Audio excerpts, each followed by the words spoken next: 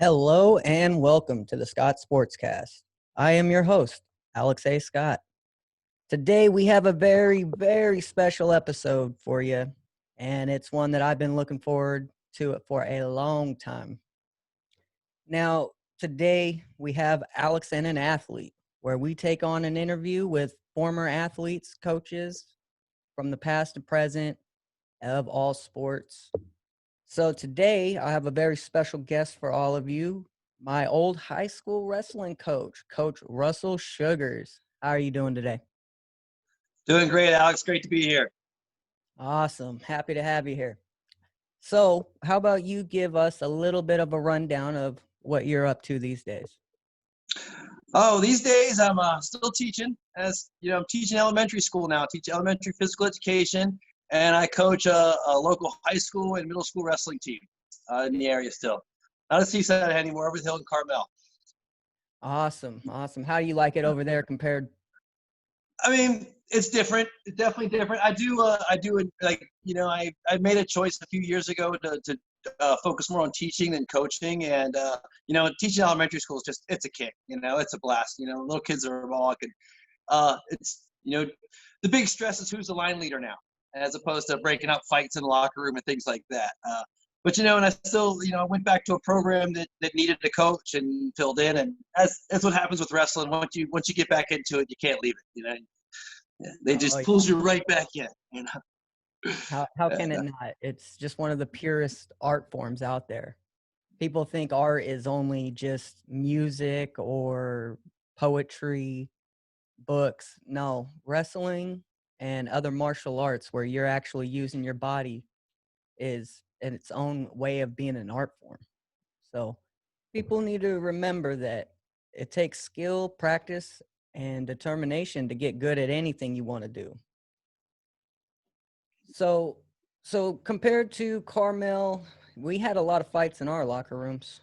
I know we had a rowdy bunch there at Seaside High.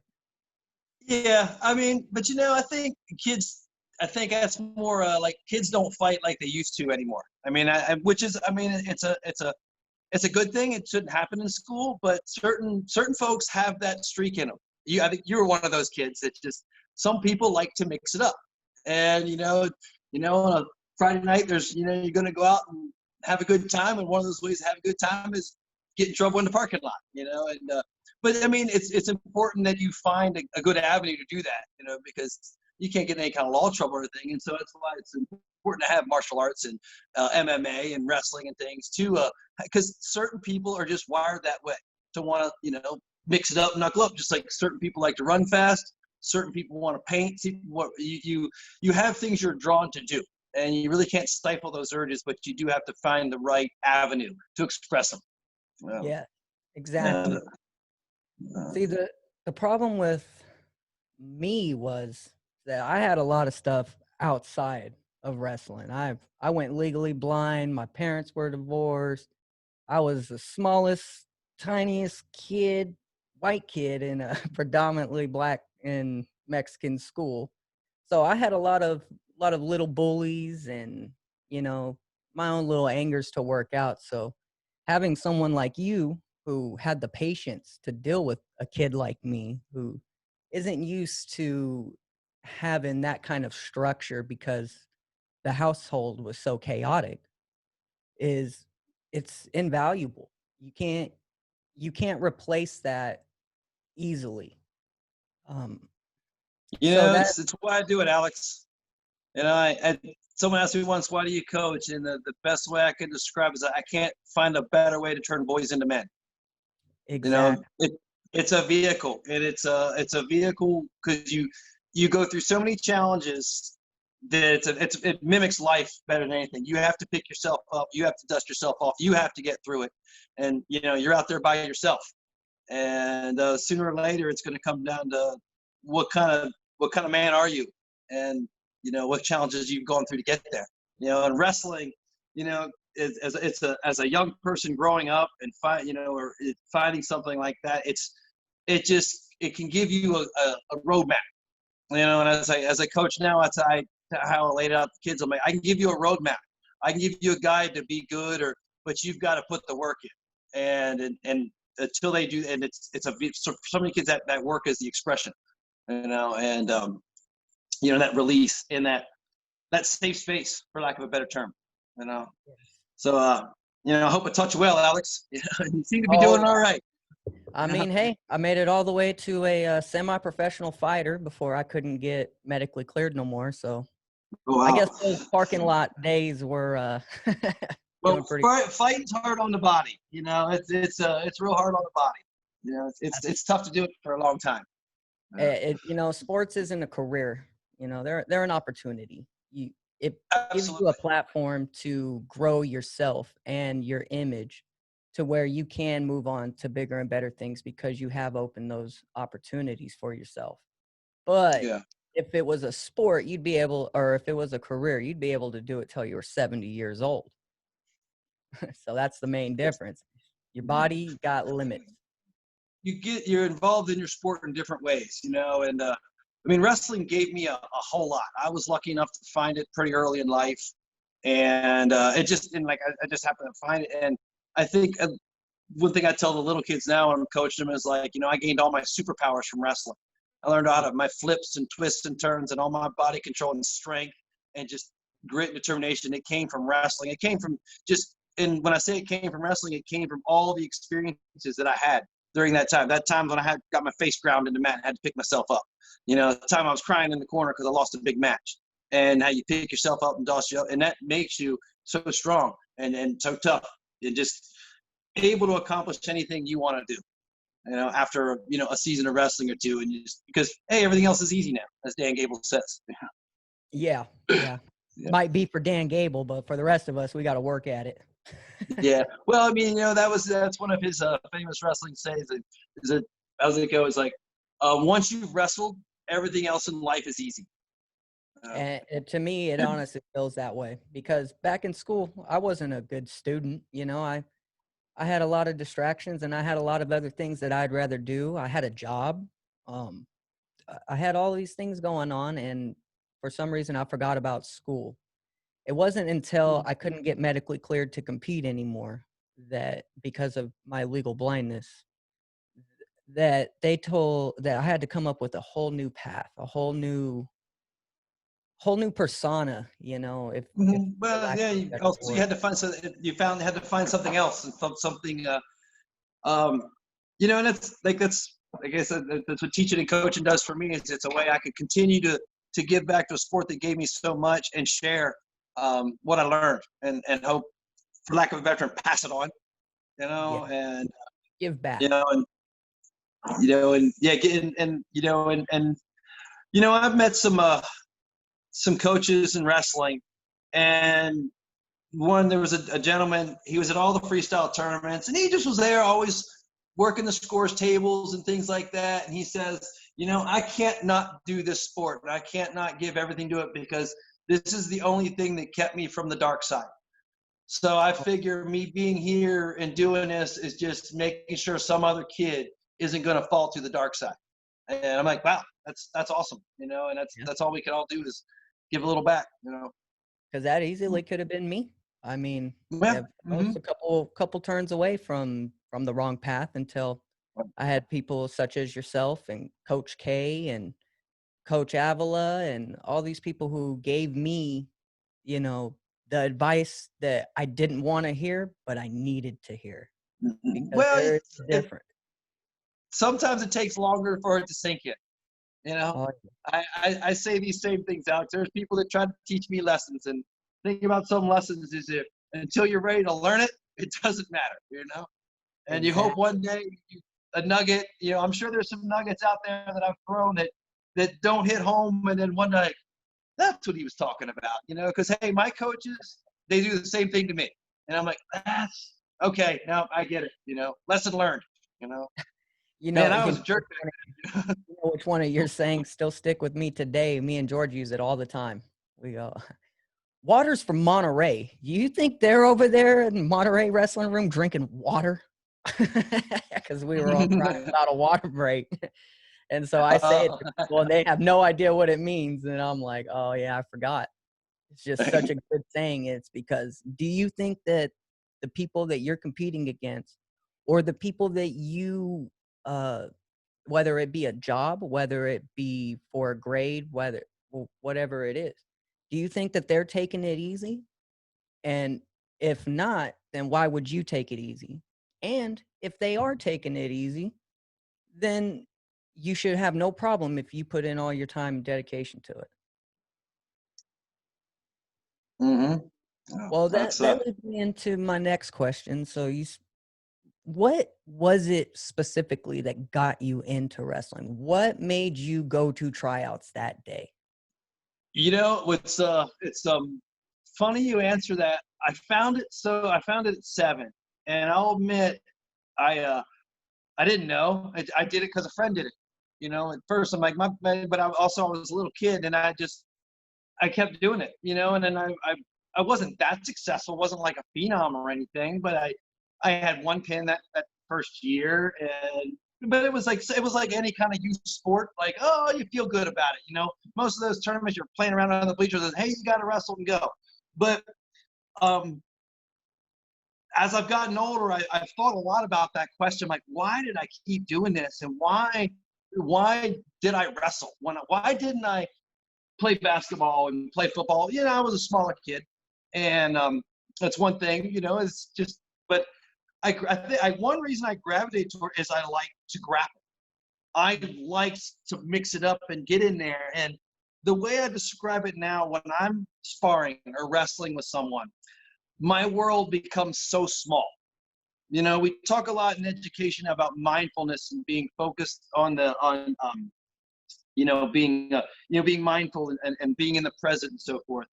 And I realized that's wrestling did that for me, because when you are, sparring or you're wrestling someone, your world is so small. It's just you and them, and my world is about as big as what I can reach. No, I don't hear anything else. I don't see anything else. And for that moment, I can just focus on at this, I can say now, being slick, pulling a slick duck under, or, a nice move, and just, tugging, pulling, feeling them. And that was a big one. I realized it was such a release for me now. Like, I didn't even realize what it was then, but now it was the feeling. I couldn't describe it then, but there's what I had to go every day, or I felt it. It was like, I realized now a lot of it was, it allowed me to turn off a lot of the outside space. A lot of the outside noise, the static was all gone during wrestling practice. Now as a coach and recruiting, and you mentioned your vision before, and as I'm hunting kids, a lot of times I look for those physically gifted kids that don't see real well, because vision is not as important. I mean, as a physical educator, I've learned, like, I liked baseball, but after 12, my eyes couldn't keep up with baseball. And when people said, "Did you hit laces or leather?" I had no idea what you're talking about. I remember watching you play badminton, blind as a bat, and just with pure athleticism, crushing it. And I'm like, you could see when you tried to see the birdie and you would just whiff badly. But when you just let your body do what it was naturally wanted to do, you were spot on.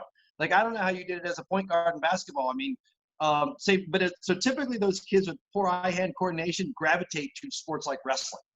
So sometimes it's just how you're built, and I was the same way. My handwriting was atrocious. I couldn't really do well shooting baskets, and I gravitated to running and wrestling. I really think it's because it was where my aptitudes could thrive as well, and didn't realize it until I did it. And then with wrestling also, I liked being the kid at school that was the wrestler, because there wasn't a lot of wrestlers where I came from, and being the kid that like did something. I wrestle. What do you do? And they go, oh, whatever. And then but I remembered how as I got older, I always had an ace up my sleeve, and I always knew how to handle myself in a situation in a positive way. I mean, I got in some scuffles, but never really got in trouble because I always kept a cool head. And I'll equate a lot of that cool head was being in places where I physically couldn't do anything, but just had to deal with, taking a beating. But to answer your question, I have to say it was like making my world small, and just the good feeling of, man, I know most people in this room can't do what I can do, and that's a big. Even now, I'm 46 years old, and there's not many 46-year-olds that can move like I can still move. Oh yeah, But I believe but it. I'll admit, wrestling the 18-year-olds and the 20-year-olds is catching up to me. I bet. And it catches up to me Oh, every time I yeah. still try to go out there. I'm like, man, I couldn't even imagine wrestling for Fresno State right now. Yeah. Well, as you That's a get whole older, you different get kind of more life ago. wily and you get slicker. You know.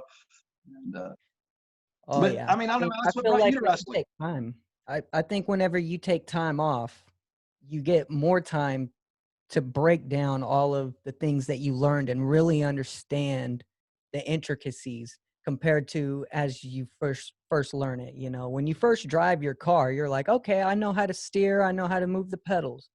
But do you know how to hug the turn? Do you know at what speed does your car start to rattle? And so you learn all those fine-tuned things. But to get to the wrestling, making it such a small world, exactly. That's how I felt about that in jiu-jitsu. It, it's it's violent bliss, as I like to call it. It it's because you're in such a tranquil state of mind where you're so zoned in and so focused on only one thing at that moment, one person, what your body's doing and what their body's doing. And then, like you said, everything else just melts away. And all you're focused on is the moment. And with so many distractions in the world, it's hard to find just that moment of tranquil.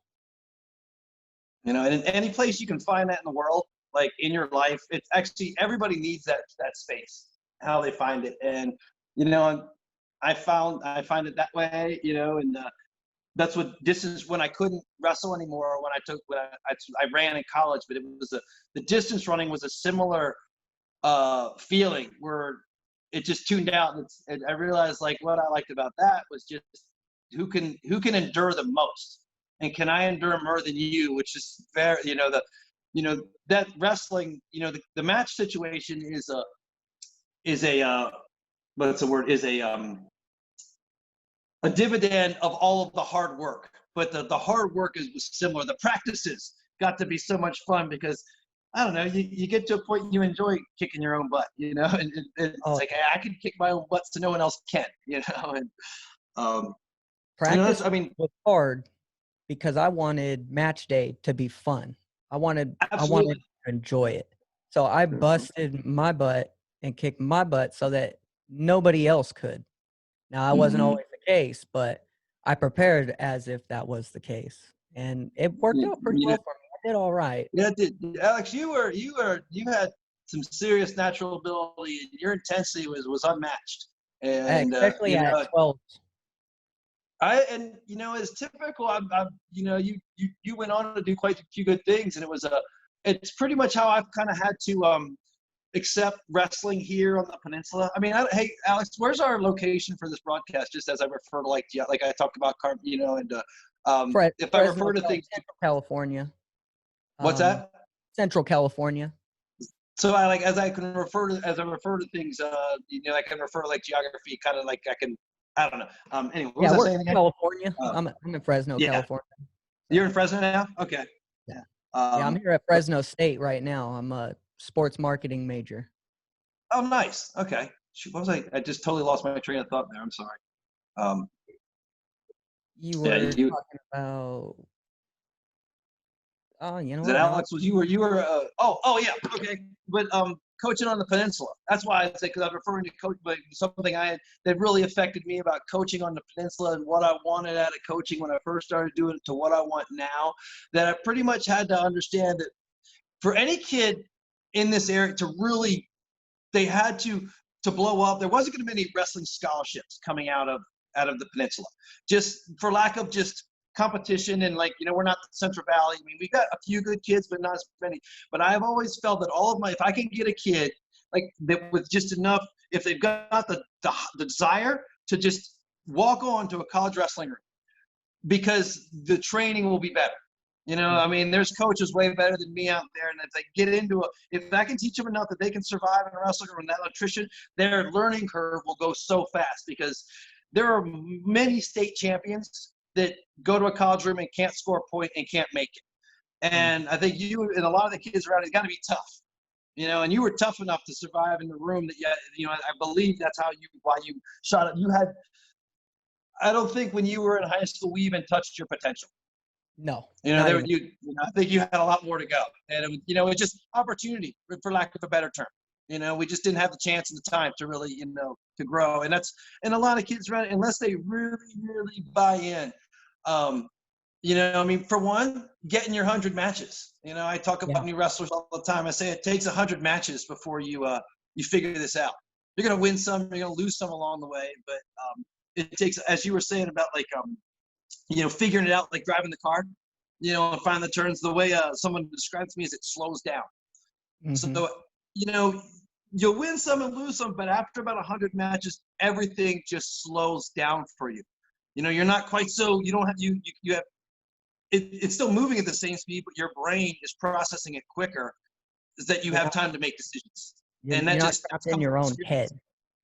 Yeah, and it takes, like I said, in wrestling, it takes 100 matches. And if you're a kid that only wrestles the season, it takes 3 years to gain those 100 matches. So you're really finding, and like at Seaside, you guys started as freshmen. It takes a special kid that's willing to take a beating for 3 years to really have some true accolades and success. I mean, most kids are like this. Most of the stars that come out for the wrestling team, that they're not used to getting beat. And every wrestler learns to get beat first.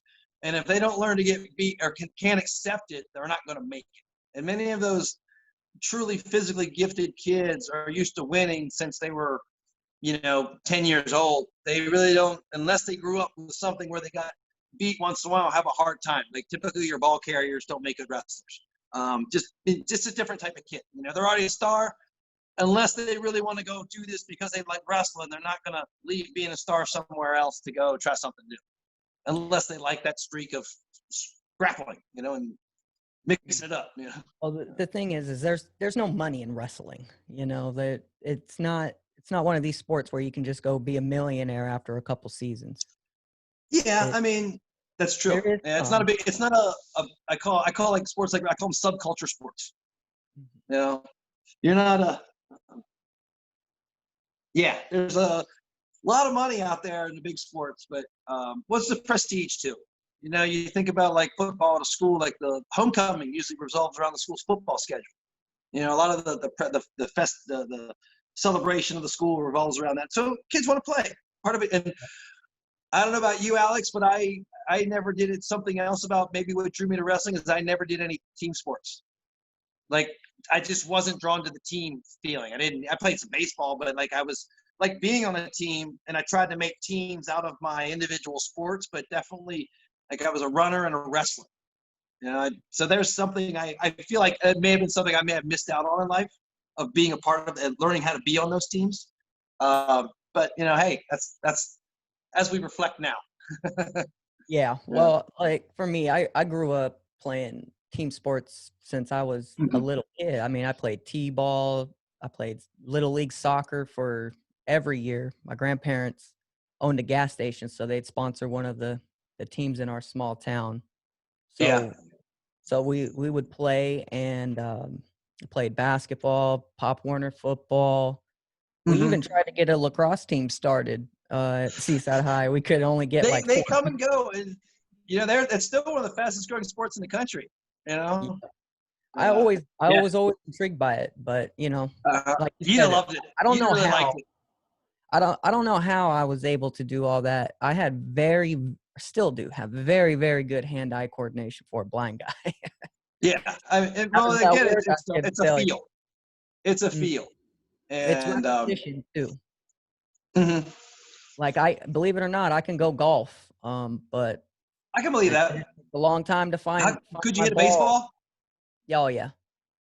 Really, I never liked baseball. You never liked baseball? No, I was hitting homers. I have a feeling like I said, seeing a pitch is tough.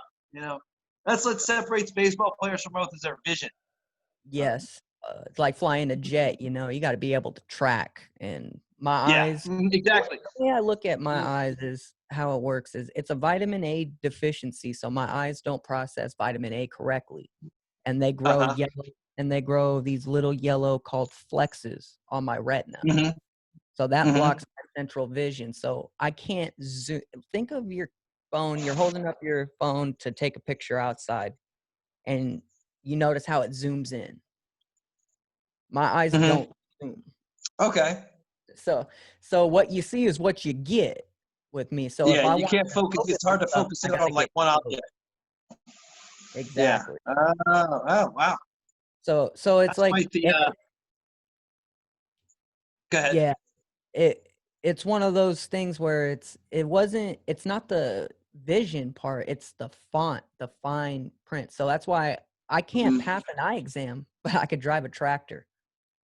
Okay. That So, and makes yes, I okay. do Oh that. wow. Yeah. Yeah, we still Mhm. got our almond farm out here, 50 acres Okay. of almonds. So you're running the almond farm and going to school. Yeah, well, I'm working on it, going to school, full time. Just got married. Oh wow! Started. Congratulations. Thank you. I tricked one. A I trick tricked her. marriage. Yeah, I Oh, tricked you a lady tricked her. into liking me. Oh, you caught her. She didn't catch you. Yeah, that's usually how it works. Good for you, buddy. Good for you. I mean, it's not like I was out there fishing with dynamite either. Yeah, I was out there fly That's fishing. They're like, "Who wants a blind guy? awesome. So who Got to wants to be catch the the good one. driver?" Um, So that's But pretty yeah, so exciting. Fresno State. Well, if we ever get back to teams to sports, I don't know what's going to happen with COVID. That worries me a little bit. I mean, it'd be so hard to do any type of grappling or well, I Olympic mean, sport what can for I say at about least a that? year. Like wrestlers, we're clean. We've been dealing with infection that typically wrestlers are cleaner than most. I mean, like we had a staff issue this year, but because our kids shower regularly, we're just already better. And we are more aware of things like sickness because we know how it can wreck a season or wreck a But I mean, they sent out a CIF schedule this year of wrestling being a spring sport. I don't know if you've seen that. Yeah, Have you seen? I've started looking at it, but I didn't get to finish it. Yeah, yeah. So I mean, it's all a draft. Like football will be in January, and they just nothing in the fall and moved everything to 2 seasons. But personally, I doubt we're going to have championship at all this year. I mean, I don't think we're going to be able to congregate. Like, I can't see the whole We state have a going to lot of Bakersfield for a divisions. wrestling tournament. But I mean, if we can wrestle regionally and like slowly build our germ circles, we might be doing a lot of club wrestling. Like here, we'll just wrestle on the peninsula. And maybe we just stay in a regional league for this season, and that's all we do. But at least we get to keep wrestling. Like to these kids that are these seniors, I feel really bad for them. They put a lot of work in, and they're probably going to miss out. So I'm telling more and more, walk on. If anything, just for closure. Just for closure of your senior year, one more year of athletics. If you can manage it. But we'll Oh see what happens. Yeah. yeah, that I don't know. I remember we had that. What was it? 2 or 3 people get staph infection on it. It was George. Michael Pham was able to fit a quarter in his knee. Yeah, I remember that. Well, That Michael was, didn't listen to me. Also, yeah, that was part of his Michael never problem. listened. I told him to go to the doctor on that like a week ahead of time. Um, Yeah, and that was me. I mean, I learned. You guys were my first team I coached. I learned a lot about you, like a lot coaching you too. But yeah, I mean, and that was the thing. That's why you've got to disinfect. And once you get one kid, it comes out. I mean, and it comes in bouts like that. Uh, and once we learned we had it, we had to figure out how to disinfect the room and ventilate it and get a better space. And actually, those boys getting staff led to that wall getting knocked down. Actually, yeah. It needed do to you be remember how knocked we got the down. expanded room? That was because of Yeah, that. I was able. That was my like we need to do this because we need more air. We need more ventilation, and yeah, I used it to our advantage. yeah. And not only that, that was probably the best thing that ever happened to that wrestling room. Because then we were able to get the new mat, and it was able to Mhm. fit there. We went down to Well, I St. was proud Paul. of that space. and that was what I would want to do, is make it as wrestling friendly as I could make it. I'm kind of sad that the program folded over there, but it's budget district wide decisions that's out of my control. It's when Seaside hired me, they hired me to be a PE teacher and wrestling coach, and they interviewed me, and I got an interview because I put on my resume I wanted to be a wrestling coach. And so that's, interview. I'm like, yeah, this is awesome. I'm stoked. And so then when opportunities arise, and they do, and that's all I can say is, you make good choices, and then, opportunities come, and you want those. It was very hard for me to leave Seaside, but for me, it was like, hey, I hope you have to make a decision like this one day. Make your good decisions and make a good. And for me, it meant a better home life for myself at the time. But so anyway, I worked really hard with Seaside to try and get a new coach, and going back and working. And they didn't do the same thing. When they hired me, they screened applications looking for a wrestling coach. And it really they had too many other things on their plate to really, they're like, oh, if someone comes along and wants to do it, great, but we're really don't care if it doesn't. And that's just it. But I'll admit, I told most of those kids around that time, said, if you want to keep wrestling, go to Monterey, Yeah. because that's the club. And yeah, and even Monterey now, actually had water next to their wrestling mat, just so you know. What's that?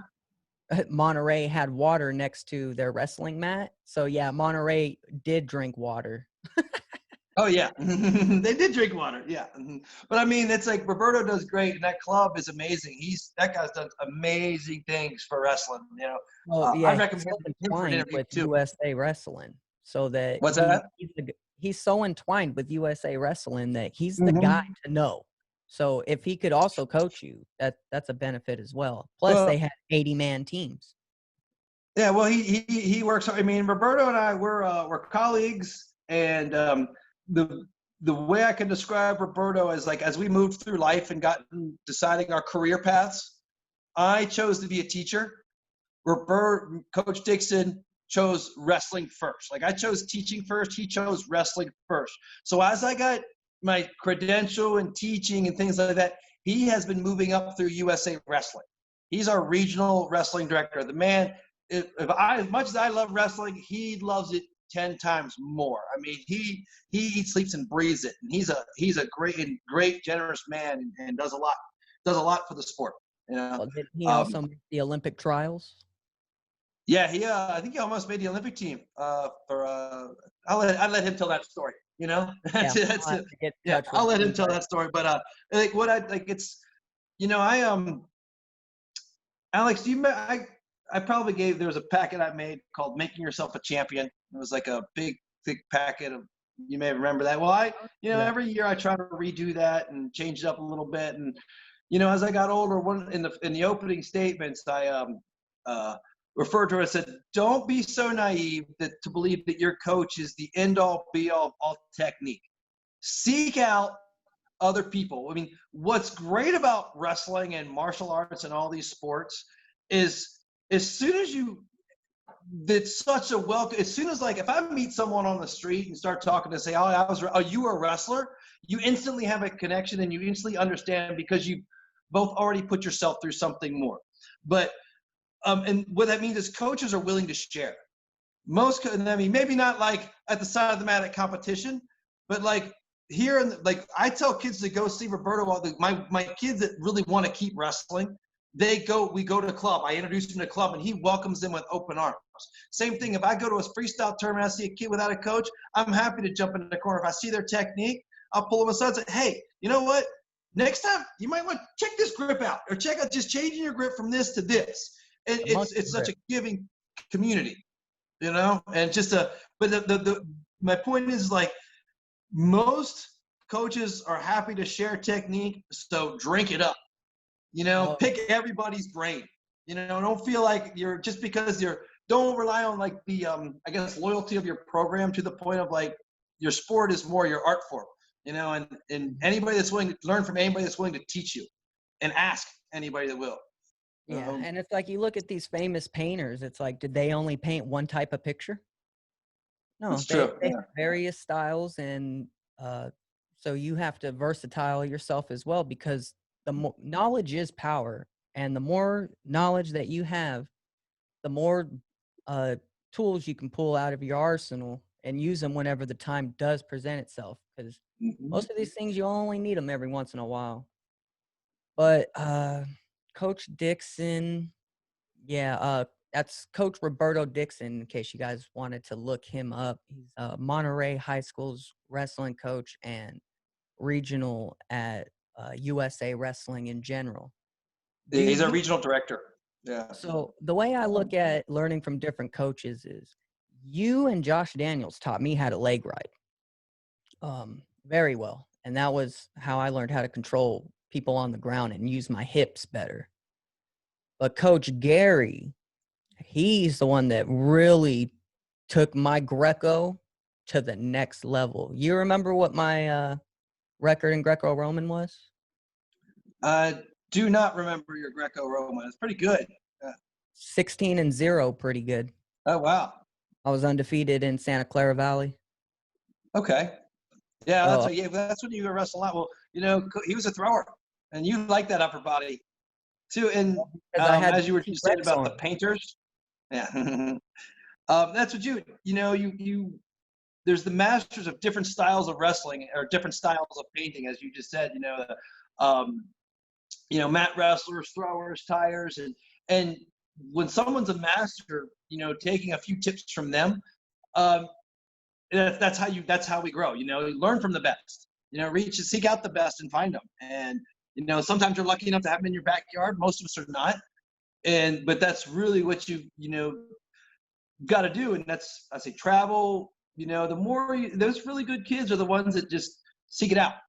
Um, but as I'm teaching and talking all the time, like, that kid, you've probably been to a party and there's that guy that shows up with his guitar and, plays a couple songs, woos all the girls. It was like, oh, and you're like, oh, I want to play guitar. What you don't remember is the lonely nights that guy sat in his room just practicing chords and fingers because he loved playing guitar.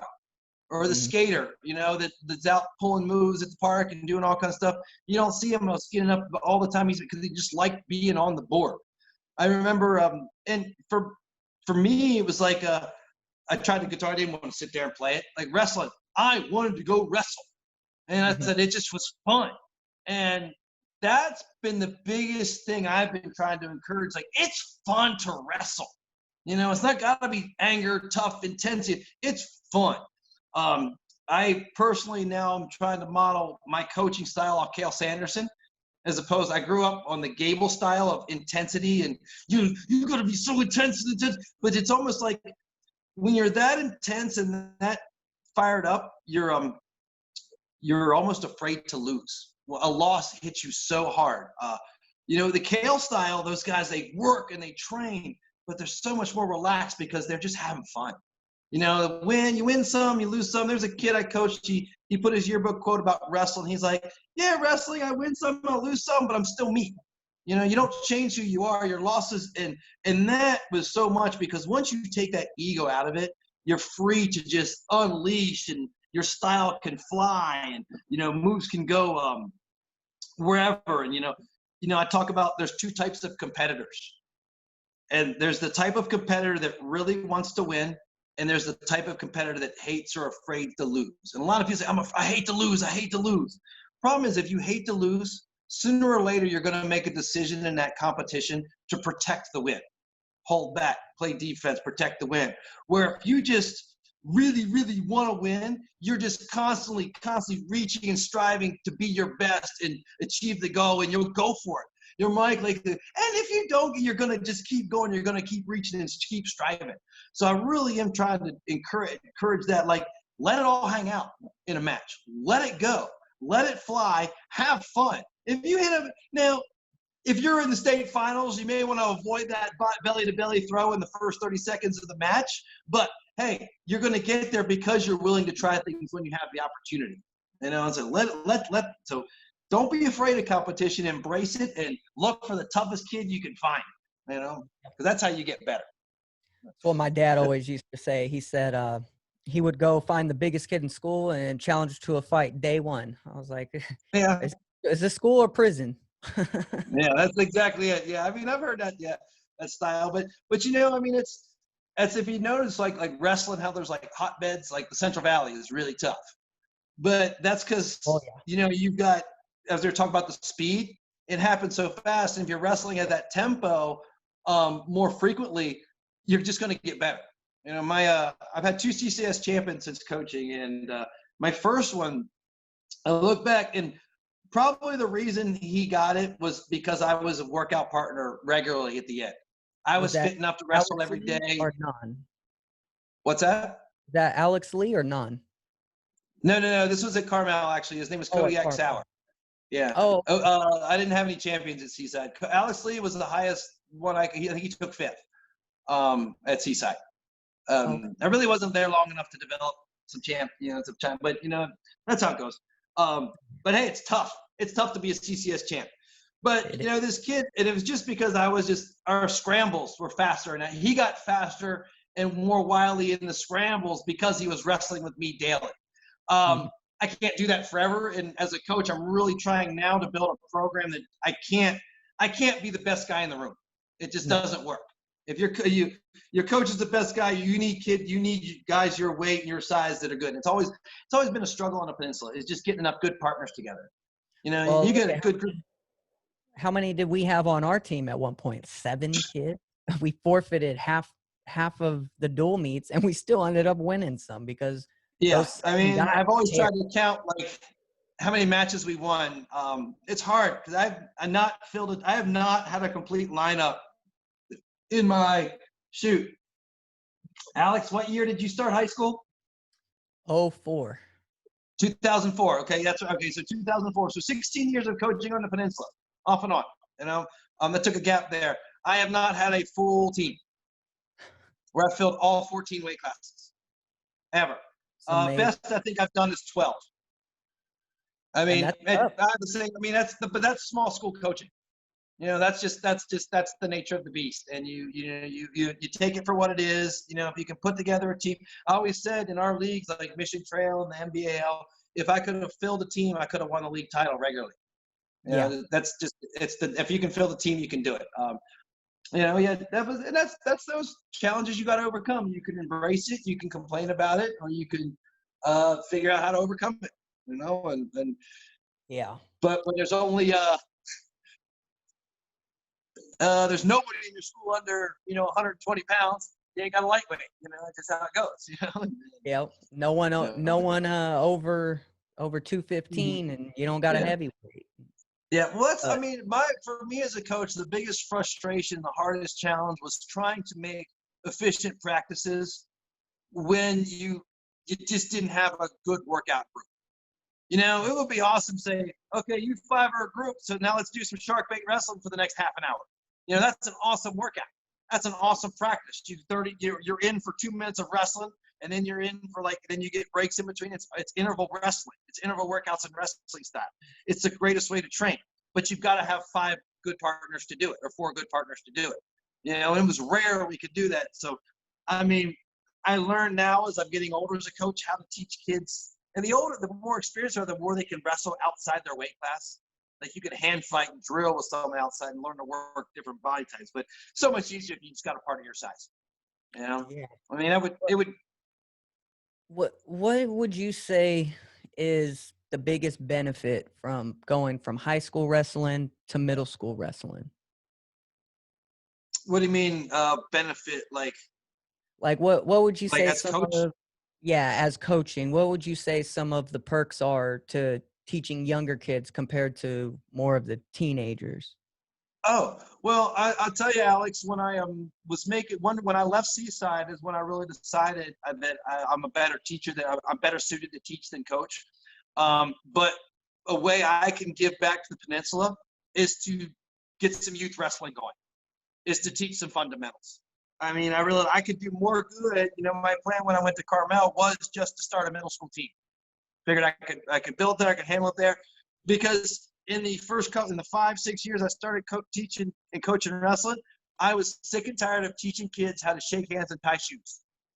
Every year I'm teaching kids how to shake hands and tie shoes. So I'm like, I need to teach the fundamentals. I mean, Can you imagine going out for varsity basketball and not knowing how to dribble? I couldn't even I dream mean, of. I do the middle school mainly to teach these kids some fundamentals, and mainly to give them an idea of how hard it's going to be. Because middle school wrestling's pretty fun and relaxed. I usually have a conversation at the beginning. It seemed like we can, as you said earlier, I'm like about you work hard and practice to have fun on Saturdays. I have Mhm. that conversation. It's like, hey, we can screw around, we can play games and steal the bacon and have a good time during the week, and then get thumped on Saturdays. Or we can hurt and work and have not quite so much fun during the week and have fun winning on Saturday. What do you guys want to do? And I've had teams that really did. They all say they want to win on Saturday, but I can tell within about a week that they really don't. And just slowly, I suit the practices for them. But I know who's going to make it, who's going to not.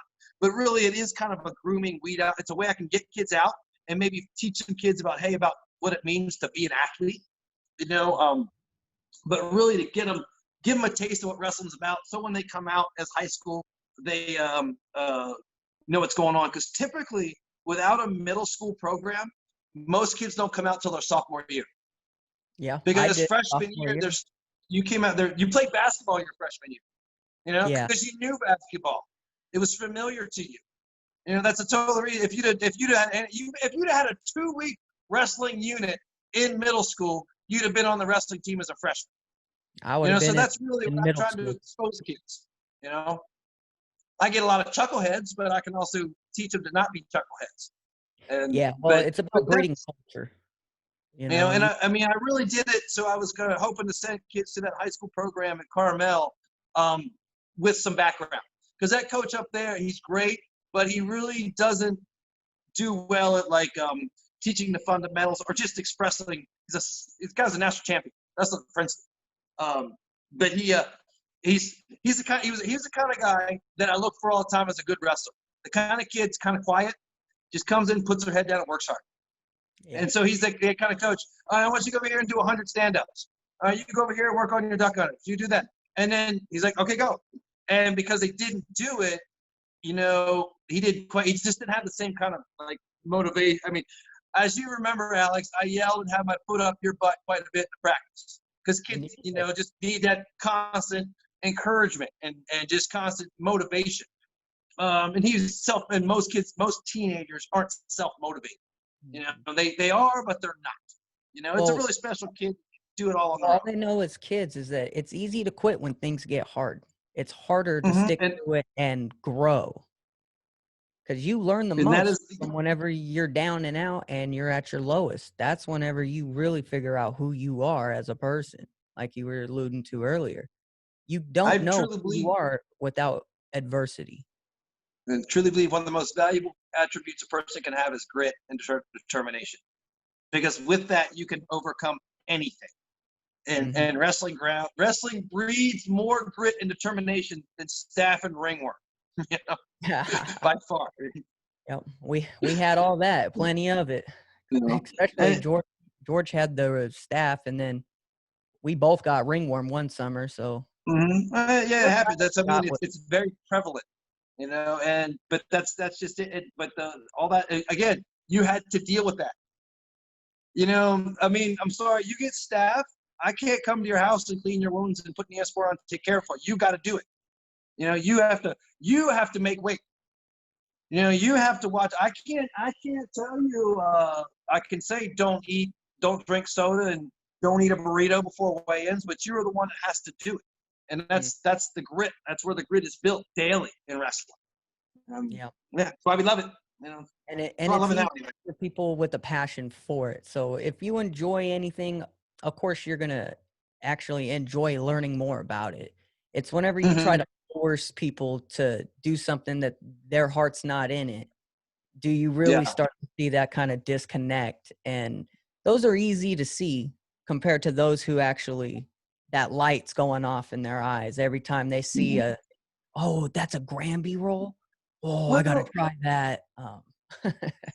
yeah, and some people just are drawn to that, and some are not. And as a coach, I had to learn some hard lessons of frustration. And one of I learned this lesson from Coach Coleman. Mr. Coleman. You remember him? Oh, He awesome. like he was a good old awesome dude.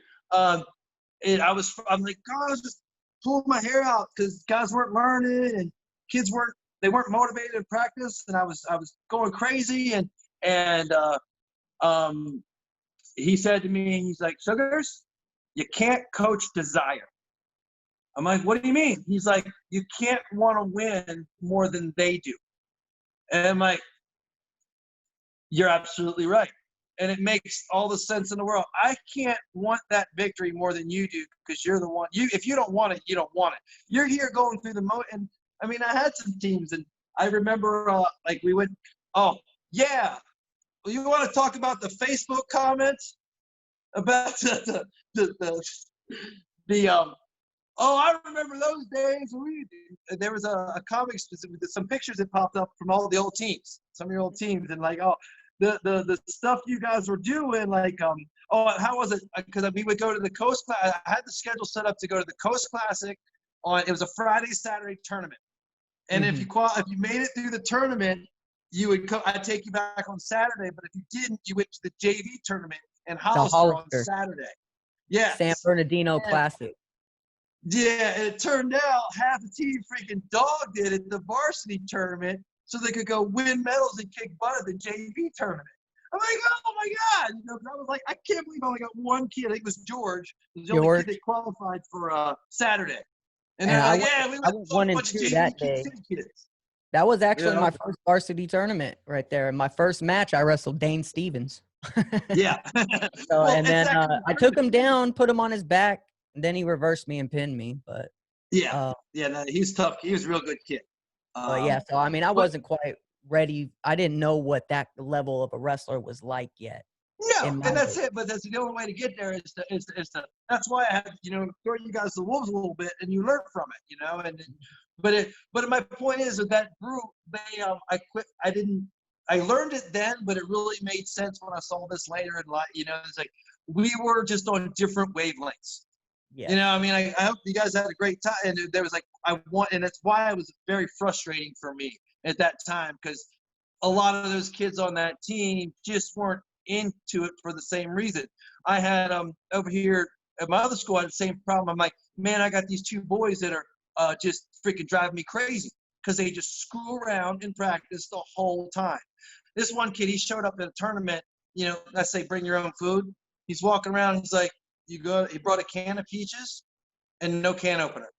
He's a space cadet, He's like, you got a can opener? I'm like, no, but a wrestling tournament, not a camp out. But so anyway, found out years later that those two thought it was fun that they would smoke out and then come to practice. No wonder they were spaced out. No wonder they were dragging and screwing around and drilling all the time, because they weren't there to wrestle. They were there to screw off. Sober up. The problem is when you have a small team, some of that you almost have to rely on those kids, and that's the hardest part. There's not. If they were partners and I could mix them up a little bit, they'd have gotten thumped enough that they wouldn't have ever done that again. But again, these are things I didn't find out about till a long time later. But I'm like, oh, that makes sense. Again, that kid turns out that kid did wrestle as a senior because he played football and then decided he wanted to be social his senior year, or the rest of his year. So he didn't wrestle. Did not graduate high school because he went into painkillers and went into heroin and went into rehab. Yeah, so sad story. So my point on that is all this athletics, it keeps all that stuff off your radar. You keep teenage brains are growing. Keep it off your radar. Be an athlete. I mean, I wasn't doing all that while I was wrestling. It was when I wasn't wrestling, I started doing dumb stuff, hanging out with, people who weren't up to any good, and it rubbed off. Well, there's a void you got to fill. Yeah. And I mean, as we were talking earlier about like sports and things, you have a limited time in your life where you can do these things and physically able. And, I say it to some, sophomore students, like I said, you got 4 years in this place, especially when a kid like does it and then wants to quit. Then how are you going to make your mark?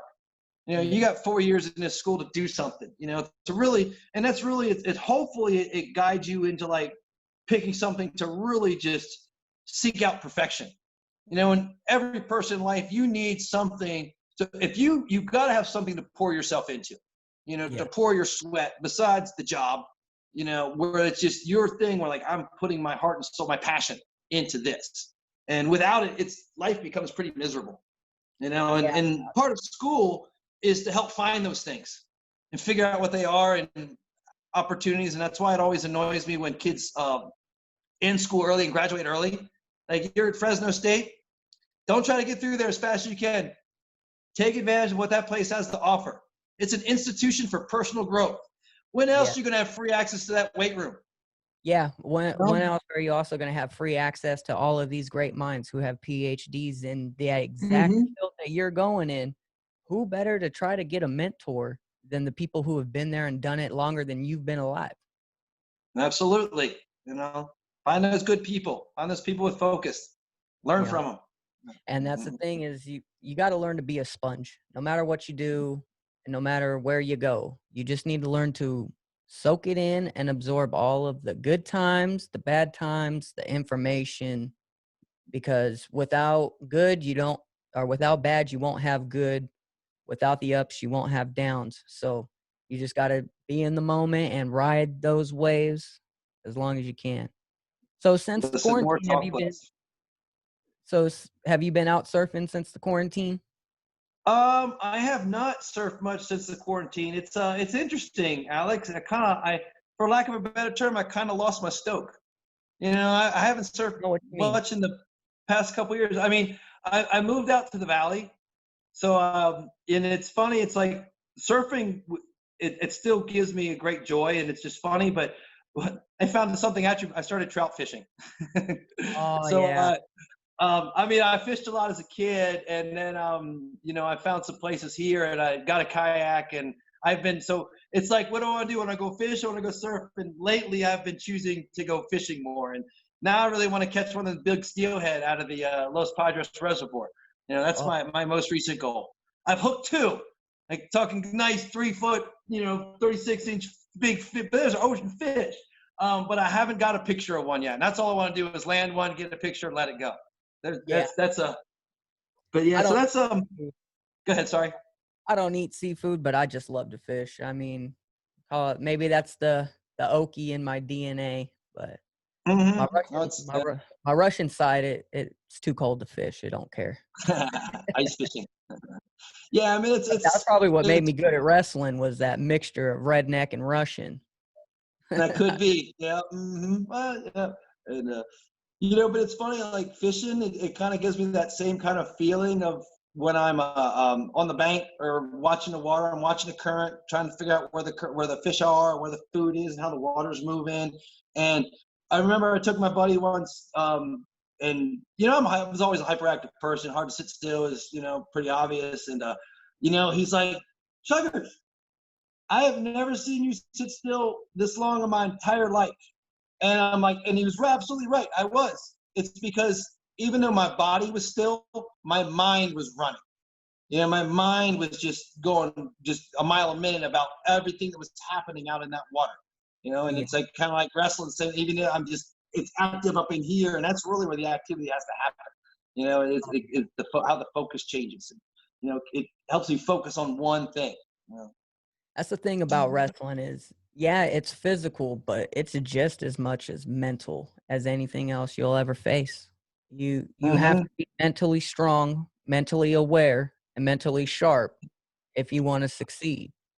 And you know, so some people were able to do it, some people weren't, but at the end of the day, it didn't matter because we're all wrestlers. And we all went through the same practices, learned the same moves, and doesn't matter how good you are at it, a certain respect goes in just stepping on that circle, inside the circle, step on that line, shake hands, and then it's just you.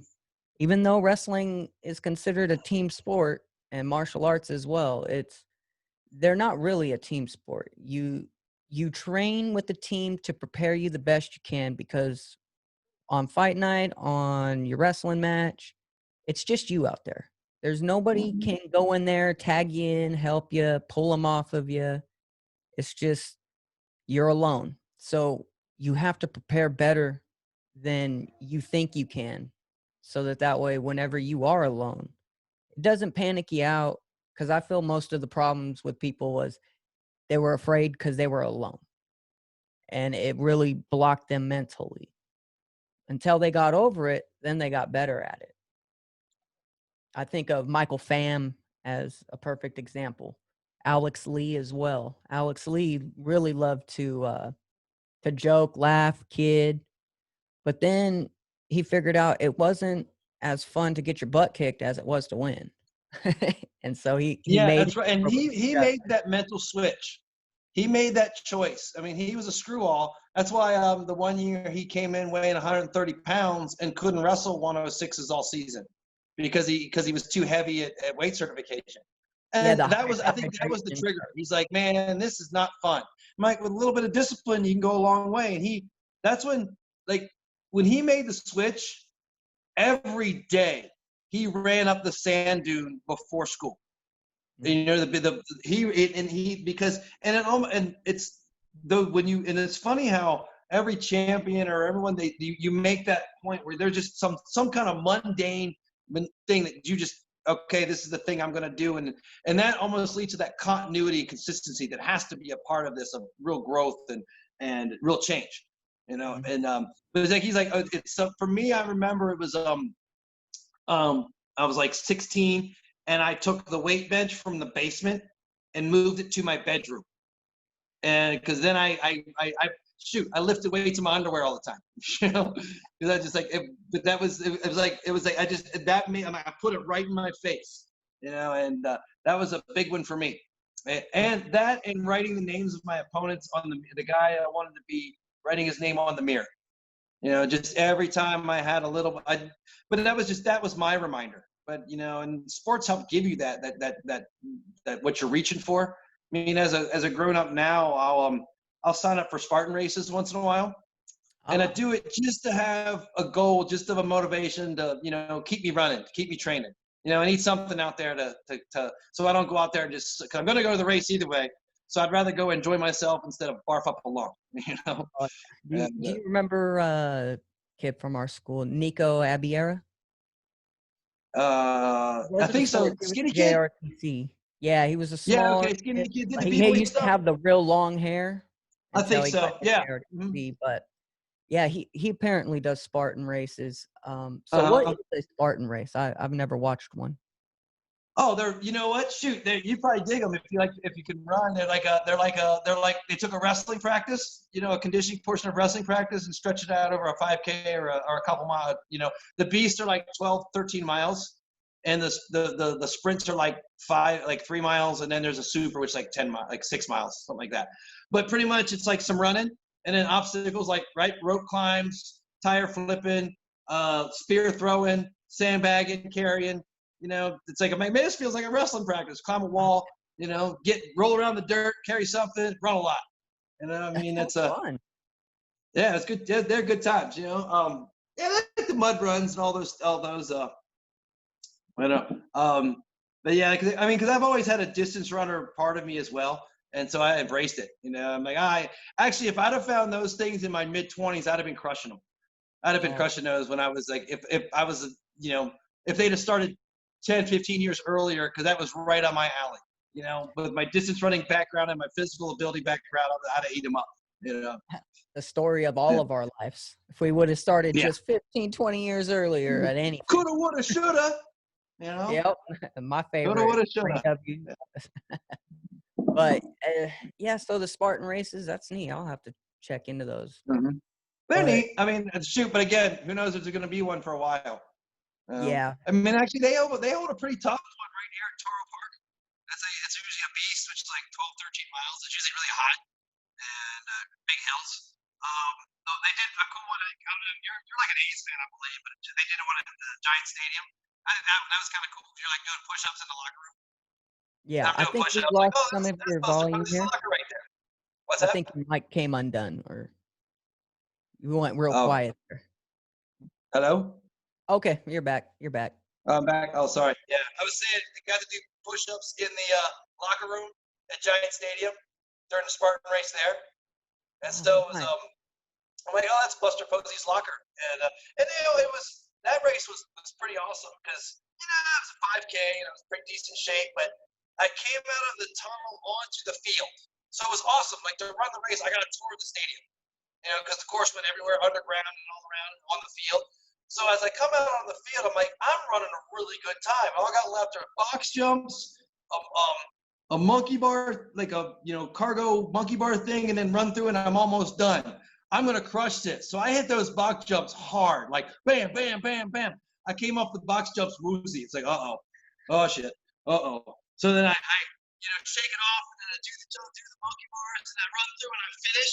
And as I'm finished, I'm really losing out. It's wrestling, running this thing, pushing yourself till you puke. So you're gonna puke out and pass out. So I'm starting to lose it.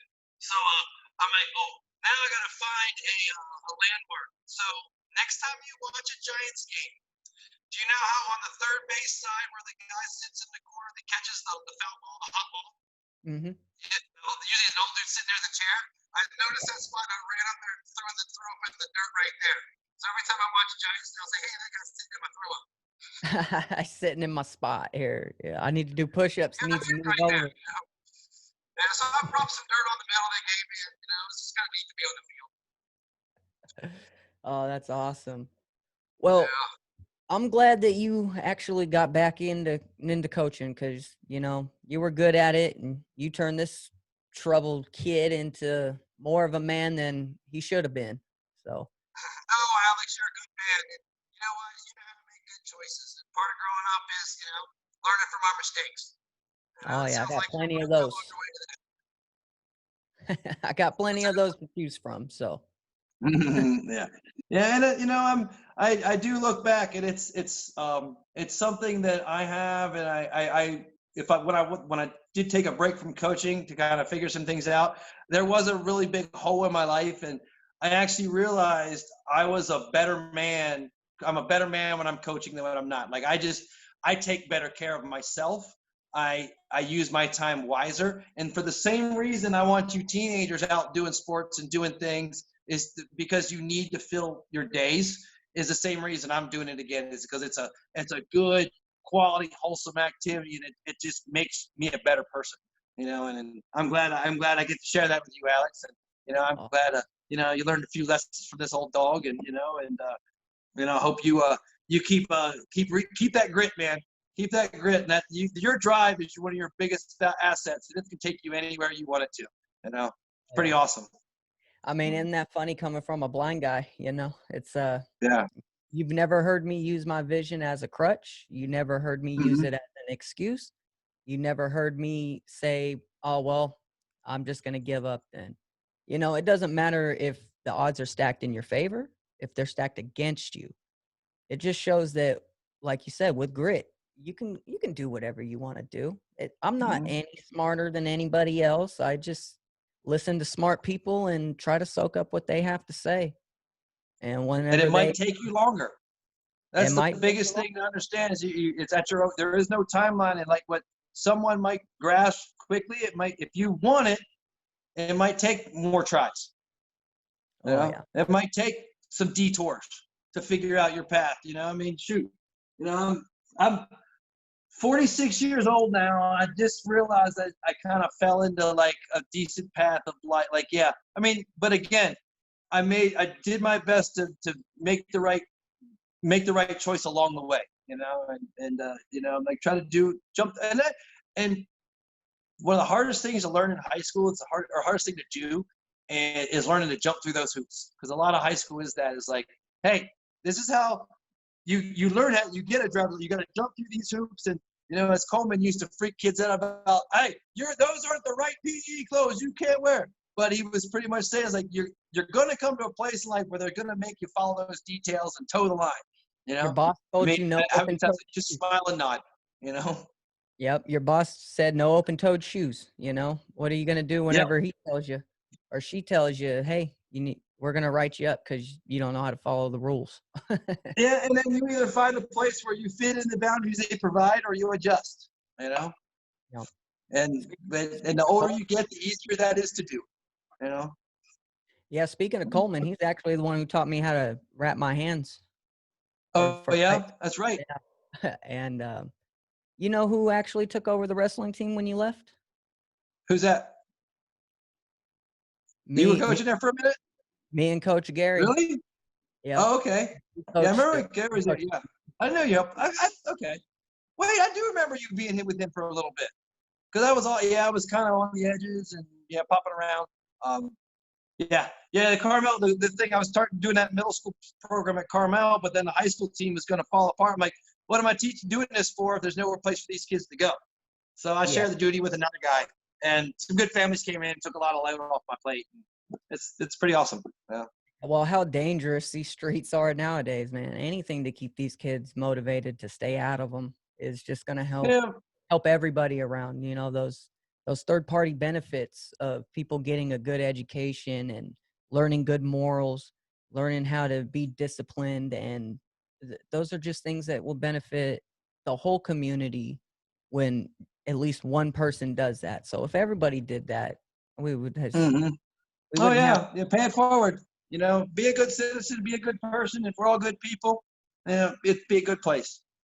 it You would. know, You but know, one of these days we all yeah, might remember how to get along, but yeah. I'm not sure we'll everybody figure it out was sooner or later. lucky.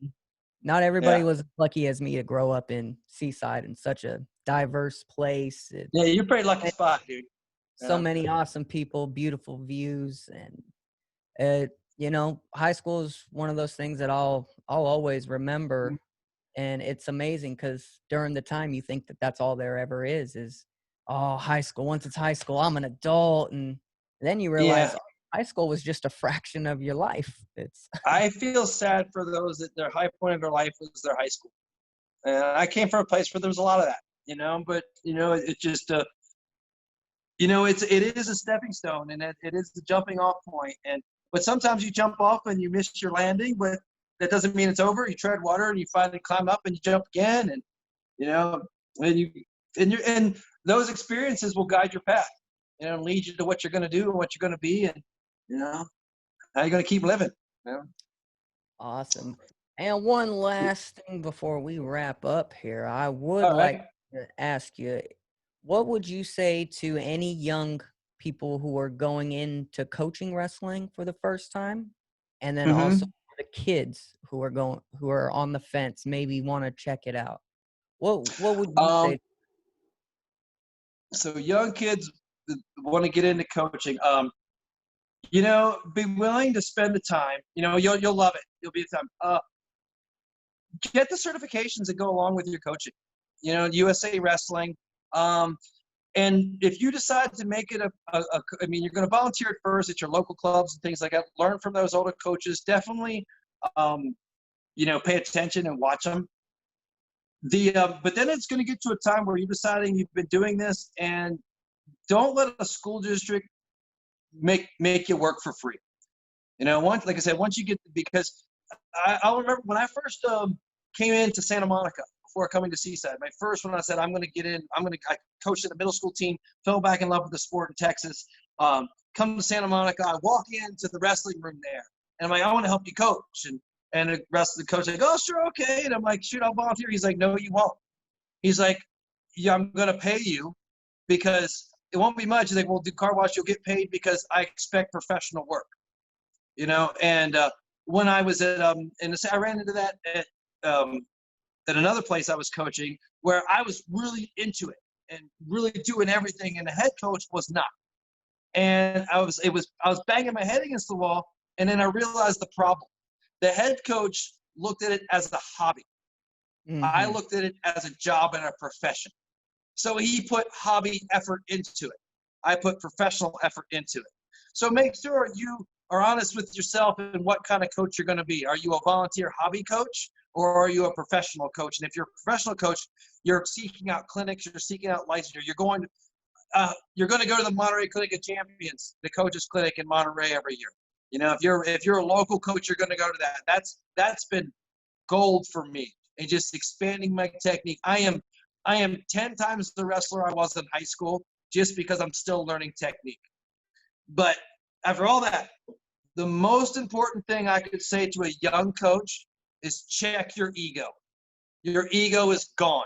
You don't need it anymore. If a kid wins or loses a match, it's on him, and that's nothing to do with you. You are there for that kid. You are not there for yourself anymore. You are a blank. You just got to be out of the picture. The less you say, the less.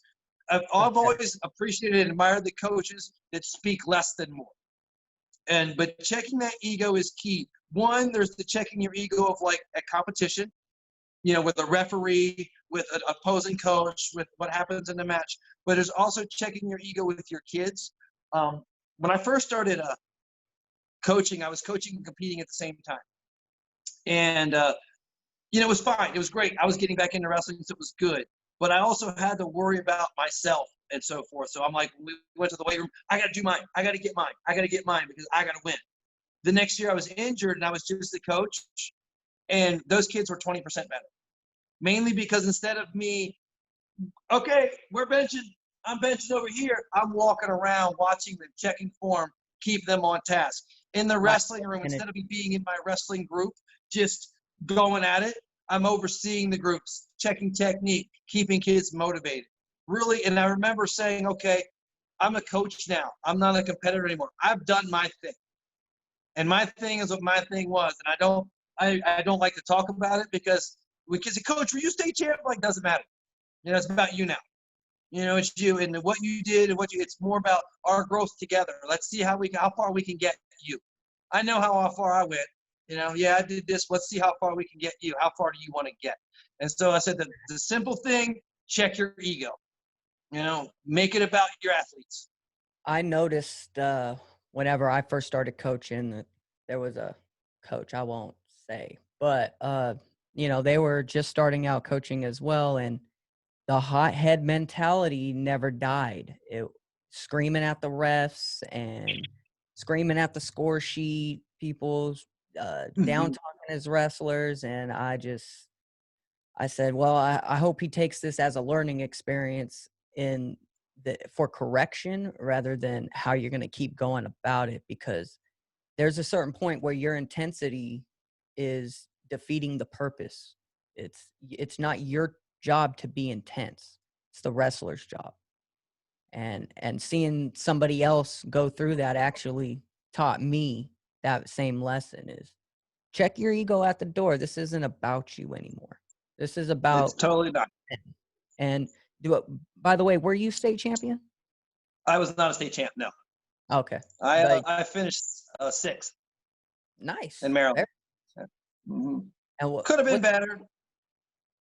But as I always say, hey, 99.9% of us don't finish our wrestling careers the way we want them to. Unless you finish your last tournament with an odd medal, you finish with a loss. Mm-hmm. There can only be one state champion per weight class. Yeah, and and so you have to, and that's when you embrace the journey, and that's why it's real important. If you focus everything on the wins and losses, you're really missing a lot. I gained so many things from wrestling I remember that weekend like yesterday, and it was one of the worst weekends of my life. But that's what it was. But again, and soon it became pretty minuscule in the grand scheme of things. Mm-hmm. But Alex, when we're talking about advice to young coaches, I also say be very aware of the team culture. Because as a coach, and it's something like I've learned as a coach in building that team culture, but if you disagree with it, it's not a successful situation. So the example I give, I've always kind of coached it just like, hey, the high school you were supposed to attend, that's where you go. So when I moved to a town, I'd walk into the local wrestling room and want to help out. Like, this is where I would go. So I remember when I moved to Texas and I did that. I coached the middle school team and I made a friend. He's like, hey, you want to come help out at my high school, my son's high school team? Sure. So I coach him with them, getting back into them, we're going to tournaments and things. And I see the rival school is the jerk team, the chair kicking team, the asshole team. Sorry, but the coach is throwing chairs and doing that kind of stuff. And so then I see this and I put it away. It's experience and I move on and I'm coaching elsewhere. And as I'm coaching here for a few years, I realized that, and I remember one time I'm at the tournament station starting and a ref said, oh man, you guys are going to be on my mat all day. The head coach was a very competitive head coach. He truly believed he was worth a couple points in the corner.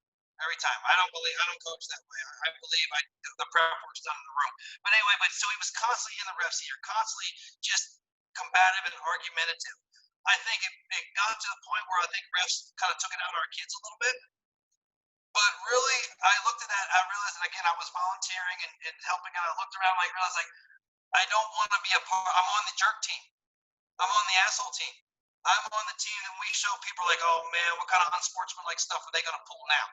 And I did not want to represent myself with that program. So I didn't just up and quit or anything like that, but I did realize it was time for me to move on. Is what I did. So just being aware. So anytime you go to a job or something like that, don't lie to yourself about the culture and the philosophy of the program. Make sure you agree with it. Yeah.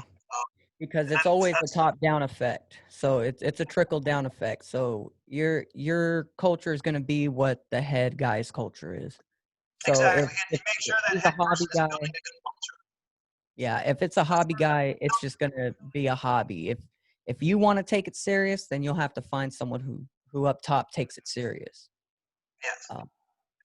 And that's the same thing with work or school or anything else. If you don't agree with how you're being treated and all of that, you just need to either one, change the situation you're in, or two, change the situation itself.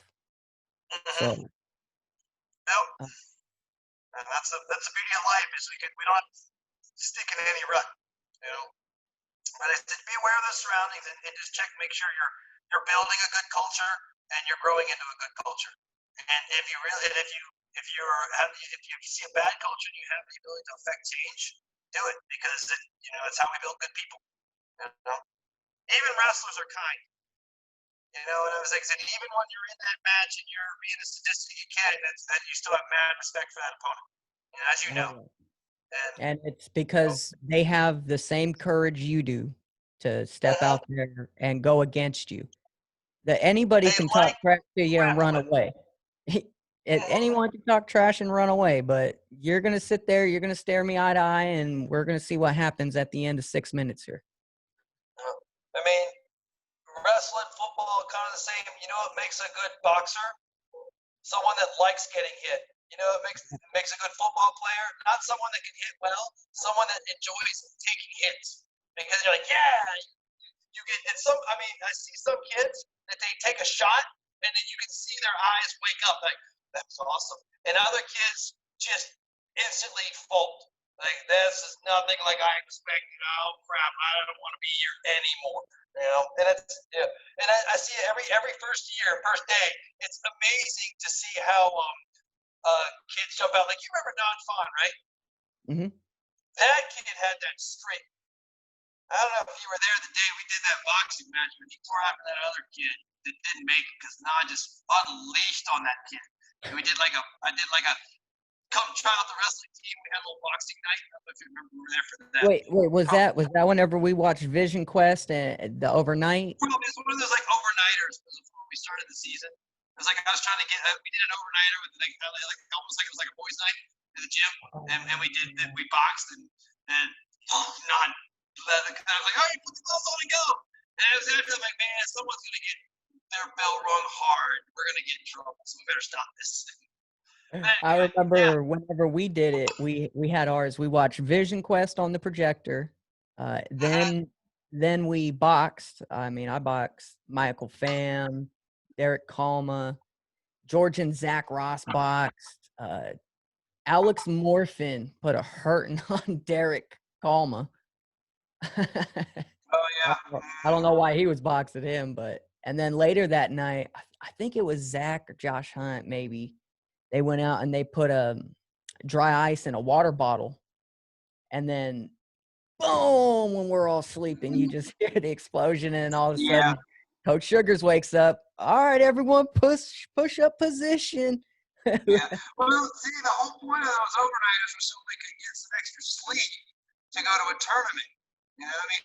So, I mean, one of the things I do now with the rest is we travel a lot. We do hotel rooms. We fundraise for the hotels, and we have to work our tails off, you know, make the marathon and things. But I've had teams I've traveled with, and I have teams I won't. And we travel because the way wrestling is now, you weigh in at 7:30 in the morning. You can be wrestling their medal matches 5, 6 o'clock at night. So I can't expect the kids to put on their best if we had to get up at 4 a.m. Yeah. But again, so we leave the night before we go to the hotel or the rooms and we stay. Then we're up. Those kids are. It's not a party at all. You know, and I've had teams where kids are packing video games and they're packing cards and other things. You know, I'm not about to do back check. You kid tries to bring a bottle of booze. That's just uncalled for anyway. But the whole point is certain certain team personalities, they are there for the social side. And those social teams, and they want to go for the hotel. That's not why we're going. I made a kid cry once. Alex at a tournament from we go to Reno for the Sierra Nevada Classic, big tournament, 100-team tournament, and it's my holiday break. So we go to Reno. Literally, we're leaving the day after Christmas, pretty much, to go out here for this tournament. So as a kid, and it's between matches. I'm up in the bleachers and I'm reading. And this is a kid in a classic jacket wearer. Means he was on the team, liked I'm a wrestler, but really didn't put any work in. So I overhear him saying, "What do you mean you don't want to go to the circus? It's the best part of the wrestling trip." So I don't know if you know Reno Circus, the casino where they have all the games. It's like freaking giant Chuck E. Cheese is what it is. So I'm like, "What'd you say to this kid? I'm like, did you just say circus is the best part of this trip? I got half mine to take you out of the back and pay you myself. Owen, I'm sorry. You've already been paid twice today. And one of those is my girl." You know, and I was furious with this kid. I'm like, because I did not give up my Christmas holiday. I did not come all this way to take you to Circus. I brought you here so we could wrestle some premier competition and get better and wrestle with some of the best in the western half of the state. That's why we're here. So, as I said, he didn't last much longer in wrestling because he really wasn't a wrestler. You know, and as soon as the team dynamic changed, he was out. Yeah. You know, because it was like, but you know, years before they went on that trip, and it was a field trip. That's what they expected. I'm like, no, we're here. And those first years I was coaching at Carmel, those teams, it was 2 years before we actually won a match at Reno. Mm-hmm. You know, but now we've gone on to win a couple medals there, and we've really moved up in those rankings. That's a big tough tournament. It's fun to go to.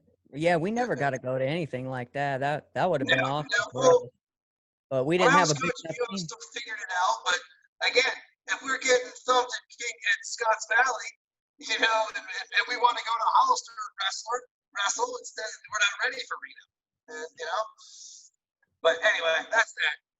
I remember all that. My favorite one was I think it was Mission San Jose. I did an out bracket match. I filled in for Zach at 1:30 because he wanted to go to a concert.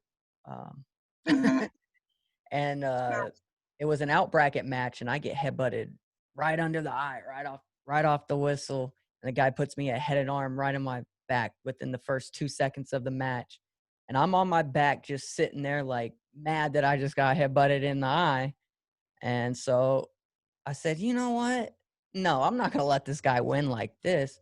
So I scramble back to my belly, stand up. I have him a 2-on-1 behind. And I just fold this kid in half. And it was one of the refs that I used to ref with for USA Wrestling for freestyle. And he told me after the match I was this close away from disqualifying you because you're not allowed to slam people like that. But you had a very aggressive physical style of wrestling. And it probably transferred very well to the octagon. Oh, yeah. I'm sure. I mean, because you did. There were some times I was like, ooh, but I was like, but it was like, it's what made you successful pretty early. Mm-hmm. You know, but it was. I did cringe a few times. Oh, that's okay, right. You know. Yeah, I remember this bald man once told me, "If it don't hurt, it don't work," and I took that to. Oh yes, I remember that one. Me and George still talk to this day about how people just still can't throw a good crossface. Use that cutter bone. Get in there. Get that bridge of the nose. Get a little dirty with it. Well, there you go. There's how I've grown. That's the first move I teach these kids now, the crossface cradle. That's the first penny comedy because as I've grown as a coach, I've got some good steps for them to learn it. They learn it well. And I think about my own wrestling and the times I did get pinned, a lot of those were a cradle. more than anything else is a cradle. And it's a move that I've taken a kid that doesn't know much. If they can run a good cross-face cradle, they're always dangerous. Yeah. You know, to the fact that, you know, it's kind of, we call it the Carmel cradle now. It's our move. That's a good one. People have to practice. They have to practice countering it before they wrestle us, or they will get caught. You know, it's good solid move. Yeah. Yeah. What's his name? The crossface cradle. So what was your favorite pin as a wrestler? What was your go-to? What did you love? It changes. Well, when I was in high school, I ran halves and bars a lot. You know, I pretty much would come in, like you see, like a spiral ride. I would run there a lot, and I was real active wrestler. As I look back now, that probably what made me successful as a wrestler was my gas tank. That I realized that I wrestled at the same tempo in the third period as I did in the first period, and kids didn't keep up, and so things that didn't work. So things like and I was just constantly pounding. If I would have improved, I'd have got better at tilts. But like, I'd run a half in a bar, or a bar and like a turkey bar. I liked a lot of those. Those were my common. Head lever was a big pin for me. Yeah, I caught that, but seemed like a lot of my falls, I would collect a half. You know, collect a half and a scramble. Catch that head and fold up a half, you know, in the scramble. So yeah, but now as a coach, I like the crossface series. You know, like a crossface to a cradle, crossface pump to a Turk, like pump handle tump, like step in a Turk. That's the stuff I'm teaching now. And as I wrestle, those are the pins I tend to fall into now more than anything. You know, I've been cradling a lot more. I like reaching for the near cradle. You like that near cradle a lot. Yeah, my bow and arrow cradles, crush cradle, back bridge cradle. That's where I got most of mine from. Yeah, I mean, but it's funny. Like, I look back, man. Like, as I said, man, if I don't know this technique now, I mean, I've forgotten more technique. I know more technique than I've forgotten. But it's amazing how it's just changed. And like, I have and then you keep evolving, and I've been doing it long enough now that it's funny to watch styles and moves come back around, like come in cycles. Like, now halves are coming back, and for a long time it was like 2-on-1 tilt was everything. You know, the Torella series was everything. You know, and then you know, now they're running more, like the spirals were coming back now. But it's interesting to see how you know, technique evolves. It's like it's people are like, what's that new move? Like, it's not new move, it just come back. You know, and when I first started coaching in California, the 2-on-1 tilt was everything. Guys were hitting it state meet everywhere, and I remember watching it. But the next year wasn't, because everybody learned how to fight it. Nobody gave up their wrist anymore, because if someone got a wrist on top, they were going to tilt you. You know, so no one gave it up. And if they could, you know, anybody made better, like, yeah, because you knew it was coming next. So, but yeah, so that's you know, and then, you know, that's pretty much where I've been on my feet. I like to work 2-on-1 still. I love the 2-on-1 series on my feet. I believe, again, I always say, like, if a kid's like I said, I'm under the philosophy that most of the kids I'm coaching are new to wrestling, and I also got to teach them some fundamental style and things that will also work against better wrestlers. So if they've got a solid 2-on-1 on their feet, their opponent can't work their offense until they clear that 2-on-1. Yep. And so you get established that grip, then it opens up some offense for you. So I don't care if slickest kid, now good slick kid's going to know how to get out of your 2-on-1, or will be able to get out of your 2-on-1. But if he's worried about it, you can slow him down and maybe, you know, open some other doors for options for you. Yeah, so yeah, that's circle around, grab that elbow. You just drop to a low single. I mean, it just opens up all your other trees that you forget about. Like you said, all your tools are there. It's just you got to know when to use the right tool at the right time. You know, and I believe, like, a young coach, and that's why I've also learned this, that, like, I'm really strategic about the first move I will teach a kid, because the first move I teach them is the move they learn the best, and if they only have one path, they're gonna go for it. So that's why, like, I teach the crossface cradle, like, literally the second day of practice. I teach them ankle pick, breakdown, come across crossface, walk through it, finish it up, and then I teach them pump handle, because that's what they do on top, crossface pump handle, and they're just constantly forcing that, they're finding that cradle. I've learned, like, if I teach it too complicated, like, oh, you guys, the first move I taught you was the corkscrew, or the barbed wire. Yeah, do you remember that? So this is one of the first lessons I learned as a coach. So here's what happened. You all learned the barbed wire first. So you all kept doing it to each other all the time in practice. And then after I look, so what happened was I was reviewing my injuries. And I was like looking like, why do I have so many kids with hurt shoulders? What are we doing wrong? And this is reflection. And this is what you have to do as a coach. And I'm like, what is going on that I have all these similar injuries? And I realized what it was. It's because you all learned the corkscrew first, that you just kept, every time we went live, you were constantly putting pressure on each other's shoulders all the time.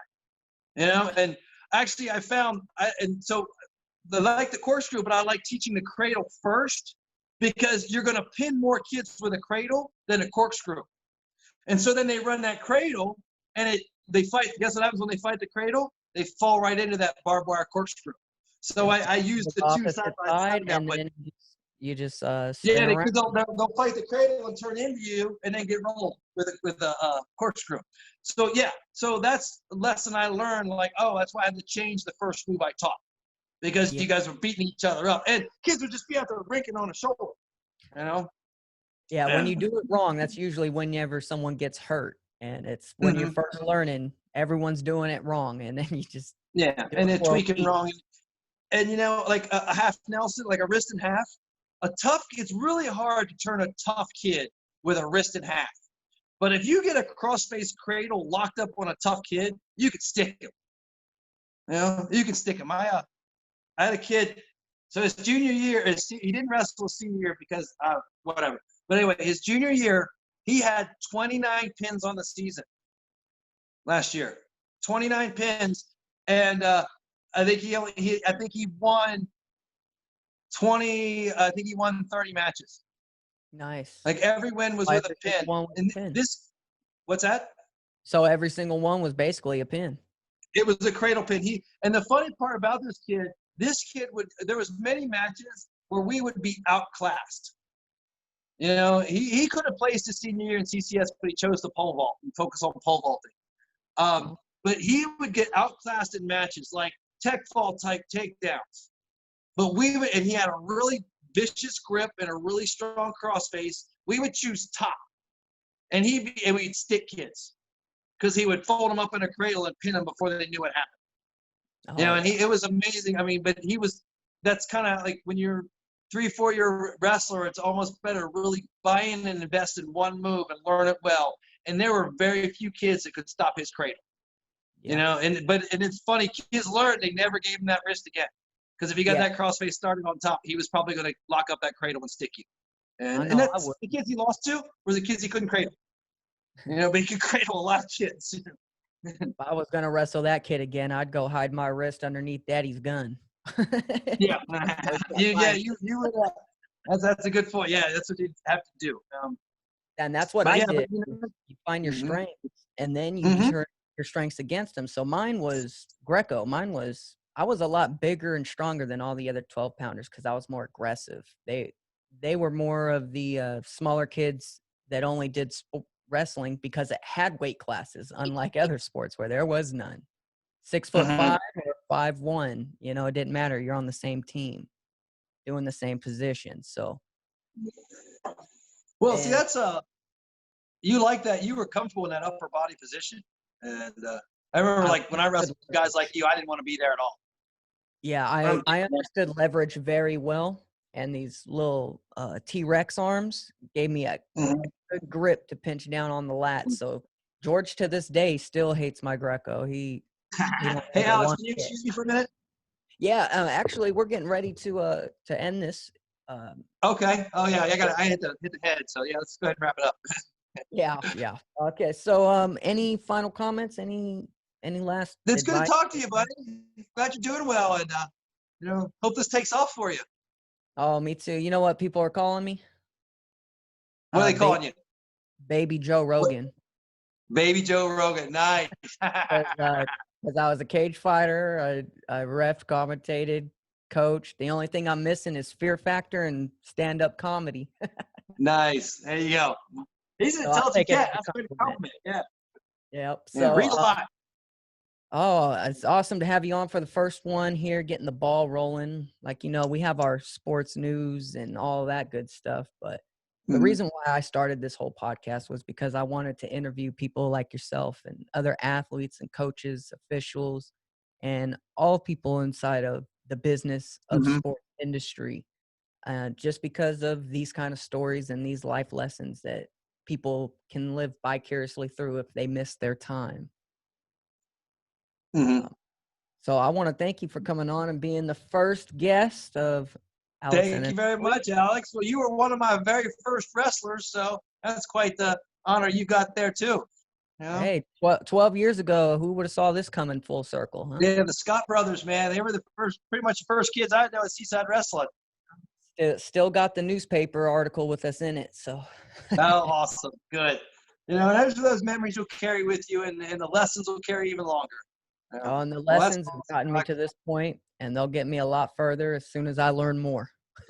That's good stuff, buddy. Well, good luck in school, man. Good luck. Well, I appreciate everything you've done for me, and I appreciate you coming on, and uh, thank you You're for you're very everything. welcome, Alex. Yeah, I'll All talk to right. you real soon. All right. All right. You have yourself a good night. All right. Take care, buddy. All right. Bye bye.